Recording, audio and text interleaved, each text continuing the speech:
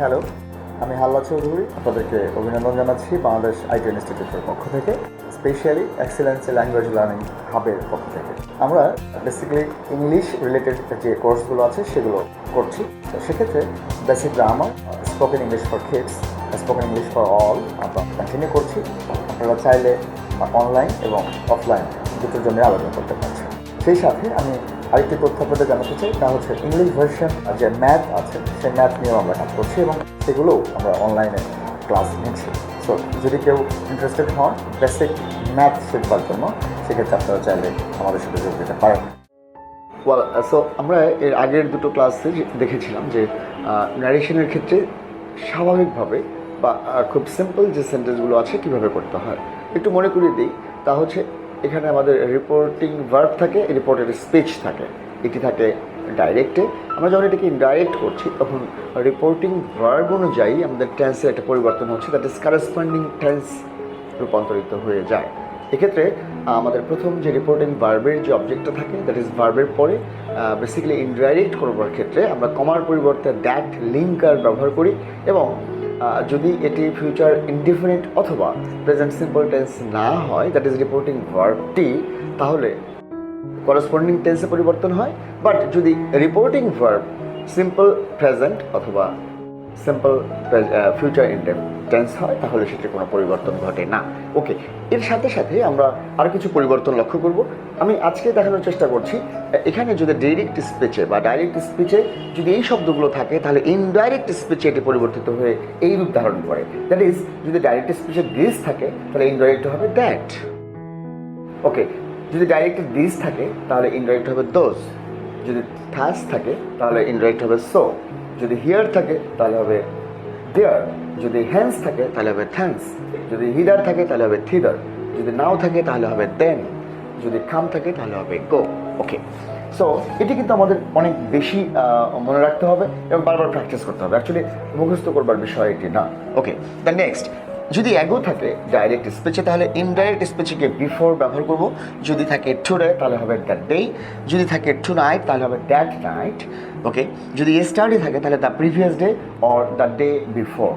ওকে, যদি last night থাকে তাহলে প্রিভিয়াস নাইট পরিবর্তিত হবে। So thank you very much. আমি আশা করছি আপনারা এটি অবশ্যই ভালো করে বুঝবেন বা আত্মস্থ করবার চেষ্টা করবেন। আমি এরপরে আর কিছু এক্সাম্পল দিচ্ছি। ওকে, সো যেমনটি করে বলছিলাম এর আগে যে আমাদের যে ওয়ার্ডের যে পরিবর্তনটা, এই পরিবর্তনের পাশাপাশি আর কিছু পরিবর্তন আসবে। যদি আমাদের স্টেটমেন্ট দ্যাট ইজ রিপোর্টিং ভার্বে সাধারণ কোনো বিবৃতিকে মিন করে তাহলে আমরা লিখবো সেই অথবা সেইট অথবা টেল অথবা টল্ড। ওকে, যদি কোনো মন্তব্যের ক্ষেত্রে আসে তাহলে আমরা রিমার্ক অথবা রিমার্ক অথবা কমেন্টেড ব্যবহার করব। যদি জোর প্রদান করা বোঝায় তাহলে আমরা অ্যাফার্ম বা এমফাসাইজড অথবা কনফার্মড শব্দটি অ্যাড করতে পারি। উপদেশ যদি বোঝায় তাহলে আমরা অ্যাডভাইসড কথা লিখতে পারি। ঘোষণা যদি বোঝায় তাহলে ডিক্লার্ড ব্যবহার করব। আর যদি অস্বীকার বোঝায় তাহলে ডিনাই অথবা ডিনাইড অথবা রিফিউজড কথাটি ব্যবহার করব। এবং যদি ভিন্ন মত পোষণ করে এমনটা যদি বোঝায় তাহলে আমরা সেটা ডিসঅ্যাগ্রিড লিখব। Okay, thank you. Then let's go for some examples. So যেমনটা বলছিলাম যে আমাদের যে পরিবর্তনগুলো আসছে দ্যাট ইজ দ্যাটের পরিবর্তে অথবা আমরা সেন্টেন্সগুলো যখন ইনডিরেক্ট করছি তখন কীভাবে করছি, সেক্ষেত্রে ইন্টারোগেটিভ যদি হয় তাহলে আমরা আস্কড ব্যবহার করব অথবা ওয়ান্টেড টু নো অথবা ইনকোয়ার্ড। ওকে, এরপরে যদি সেন্টেন্সটি ইম্পারেটিভের হয় তাহলে অর্ডার্ড হতে পারে অথবা কমান্ডেড হতে পারে অথবা সাজেস্টেড হতে পারে। আবার অপটেটিভ যদি হয় তাহলে হবে প্রেইড অথবা wished. And the next one is exclamatory. যদি এমনটা হয় তাহলে আমরা এক্সক্লেইমড উইথ জয় অথবা সরো, cried and shouted, beat, congratulated. Thank you so much. এটি হচ্ছে আমাদের কাইন্ডস অফ সেন্টেন্সের প্যাটার্ন অনুযায়ী আমাদের এই শব্দগুলো ইনডাইরেক্ট স্পিচে আমাদের ব্যবহার করতে হয়। So let's go for example. আমি এই সেন্টেন্সগুলোর উপরে যেমনটা আমি স্টেটমেন্ট বলেছিলাম, এই স্টেটমেন্টের ক্ষেত্রে ফর এক্সাম্পল যদি আমি এমনটা বলি যে বাইজিৎ said I went to the zoo. Okay, this is স্টেটমেন্টের কথা বলছি আমি। সেক্ষেত্রে এই অংশটুকু আমরা যেমনটা বলছিলাম যে রিপোর্টিং ভার্ব সাইড আছে। সো আমরা যদি এটিকে ইনডাইরেক্ট স্পিচে নিতে চাই তাহলে আমরা লিখব, এটি বলছি আমি স্টেটমেন্ট বা অ্যাসার্টিভ সেন্টেন্সের ক্ষেত্রে। ওকে, তাহলে আমরা লিখছি Baijit said that,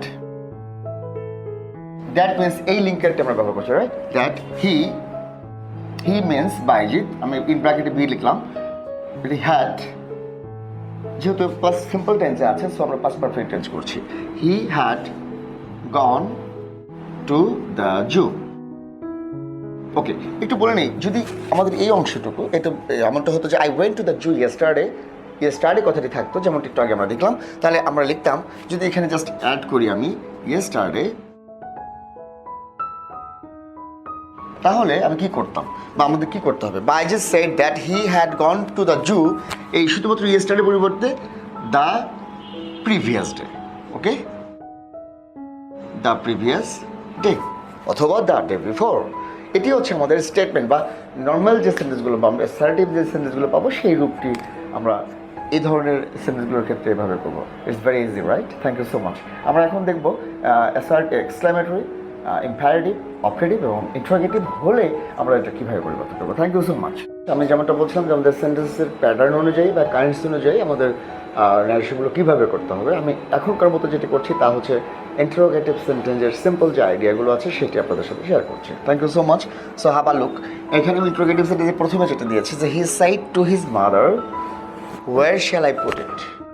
he said to his mother, where shall I put it. যেমনটা বলেছিলাম যে আমাদের এখানে আস্কড কথাটি ব্যবহার করতে হয়। সো আমরা যদি সিম্পলি আস্কড ব্যবহার করি that will be fine. Okay okay, so আমি এখানে লিখছি এখন, he asked his mother where he would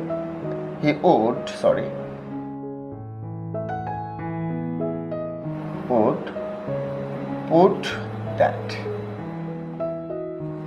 is it হয়ে গেছে that. Okay, where he asked his mother where he would put that means it. Thank you. এরপর আছে she said to me, do you know me? Okay, so আমি এখানে যেটি বলছি, যেহেতু interrogative সেন্টেন্সের ক্ষেত্রে আমাদের আস্কড শব্দটি ব্যবহার আসছে বা ব্যবহার করছি আমরা, তাহলে আমরা বলবো শি আস্কড মি ইফ অথবা উইদার। আমি এখানে দুটো ব্যবহার দেখাচ্ছি আপনাদেরকে, ঠিক আছে? এই ধরনের কোয়েরির ক্ষেত্রে আমরা ইফ বা উইদার ব্যবহার করতে পারি। That is she asked me if or whether I knew her. যেহেতু এটা do you know me, so that is first present simple tense, সেক্ষেত্রে আমরা এখানে করছি first simple. Okay, so she asked me if or whether I knew her. So এখানে হুইদারও ব্যবহার করতে পারি অথবা ইফ ব্যবহার করতে পারি, আমরা যে কোনো একটি ব্যবহার করবো এক্সামের ক্ষেত্রে, ঠিক আছে? Thank you so much. Okay, the next one, he said to me why did you go there. So this is first simple tense. Okay, so এমনিতেই আমরা যেটা দেখে থাকি সেটি হচ্ছে WH ওয়ার্ড যুক্ত যে ইন্টারোগেটিভ সেন্টেন্সগুলো আমরা পাবো এক্সেপ্ট অক্সিলারি ভার্ব, সেক্ষেত্রে আমরা মনে রাখবো যে ওই জায়গাগুলোতে আমরা ইফ বা হুইদার ব্যবহার করবো, right? Okay, so he asked me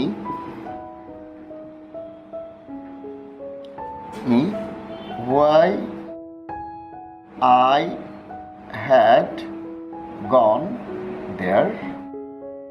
Okay, he asked me why I had gone there. যেহেতু he said to me, যেহেতু রিপোর্টিং ভার্বের আমাদের যে ভার্বের যে অবজেক্ট সেটি কিন্তু মি আছে, that is first person, and that's why he asked me why I had gone there, right? Thank you so much. Okay, the next one is he said to me what makes you love. তোমাকে কিসের কারণে তুমি হাসছো বা তোমাকে কেন এত আনন্দিত মনে হচ্ছে? So he asked me what made me love. So আমাদের যেটি খুব বেশি প্রয়োজন, এখানে ইউ আছে, এখানে কিন্তু মি হয়ে গেছে, because what the reason is এখানে রিপোর্টিং ভার্বের অবজেক্ট কিন্তু মি আছে, দ্যাট ইজ ফার্স্ট পারসন আছে, রাইট? সো এই কারণেই আমরা এখানে হি asked me what made me love.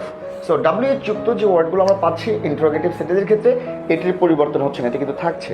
On the other hand আমরা বিশেষ কিছু ক্ষেত্রে ইফ বা হুইদার ব্যবহার করছি, রাইট? আস্কড যেহেতু থাকছে সো দ্যাট ব্যবহার হচ্ছে না। সো আমরা মনে রাখবো যে ইন্টারোগেটিভ সেন্টেন্সের ক্ষেত্রে আমাদের দ্যাটের ব্যবহার কিন্তু নেই। So keep in mind. এবং আমরা যে কোনো সেন্টেন্সই ইনডিরেক্ট নিয়ে আসি না কেন, সেই সেন্টেন্সগুলো অবশ্যই হতে হবে স্টেটমেন্ট, হুইদার এটা অ্যাফার্মেটিভ হতে পারে অথবা এটা নেগেটিভ হতে পারে, বাট হতে হবে statement, that is assertive sentence. Keep in mind.